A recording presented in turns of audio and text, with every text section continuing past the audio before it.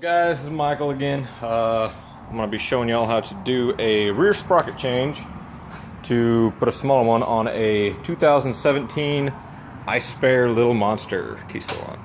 This one isn't mine, this is my boss's slash friend's. That's mine over there, I just got done doing it. Basically, fairly straightforward. 17 nut and a 14 axle shaft. So we're going to take that off and then I will show you the rest. Okay, so once you get that nut off, all you got to do is remove this little washer and the keeper, and then kind of just tap it until you start getting a little bit over there.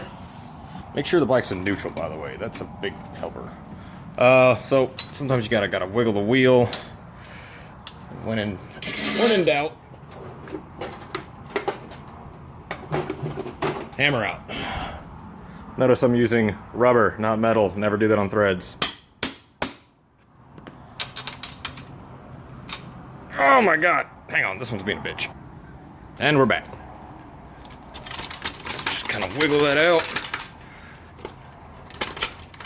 Takes a little persuasion. You don't have to actually take it out all the way. What you want to do is try and get it to where you can sort of roll the slack off of this chain here by hand, and then this center hub comes out. You know what? We're gonna take it out all the way just to make it easier.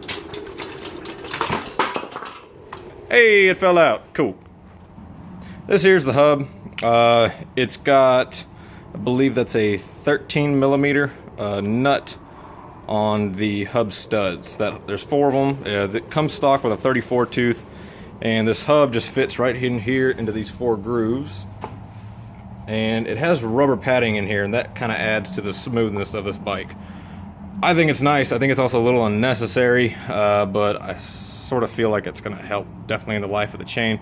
I don't know. I'm not an engineer. And this here is the 31 tooth that we're going to be putting on. Hub, impact driver, 13 millimeter deep socket. You can figure it out.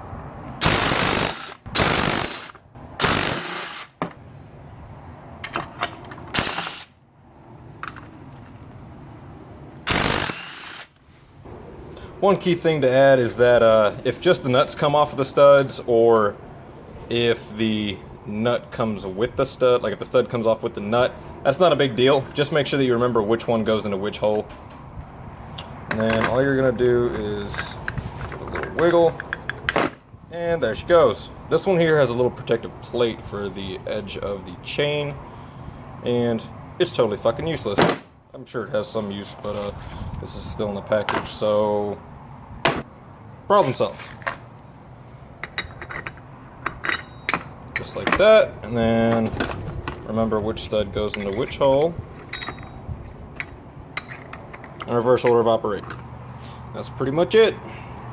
And the teeth on these are for some reason really pointy compared to the other ones. They're kind of dull, which is what you want. I don't know how that's going to play out in the longevity, but it is a PBI Sprocket 3015X 31 tooth, and it is a 428 pitch, not 420 blaze it, 428 smoke it.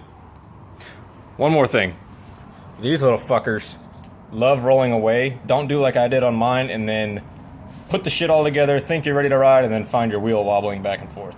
They go one in this side, and then, see, this fucker already ran away, and then one onto this side right there. It's very important that whenever you're putting the axle shaft through, that you get it lined up into the hole of this little tension guide right here. Same thing on the other side. They kind of tend to want to sit low. You'll have to bring them up just a little bit right there rather than there. So, word to the wise, that's what you need to do.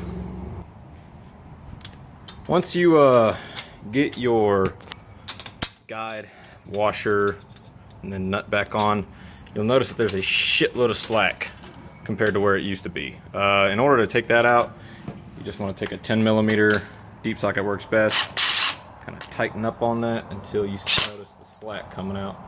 You don't want it too terribly tight. You want it to jiggle, oh, about that much. it'll feel natural to you. You don't want it rock solid because it's going to put too much tension on the chain and it'll eventually cause to early wear. And you also want to make sure that if you look back, you can see the wheels kind of canted that way. We want it to be that way. So you gotta go equal distances on both sides. And you'll notice the wheel straightens itself out. But be aware, as you do that, it can adjust the tension of the chain. Like right now, it's a little too tight, so we're gonna have to go in on this one some, which was essentially back. A little bit there, a little bit there. Too loose.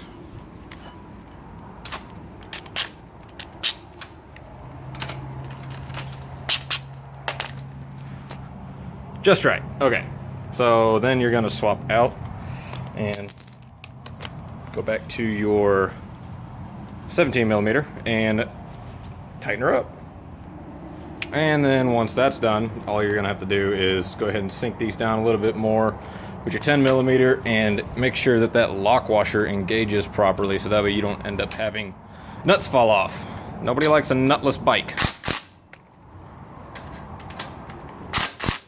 But everybody likes a nutless dike. Hey, that's it.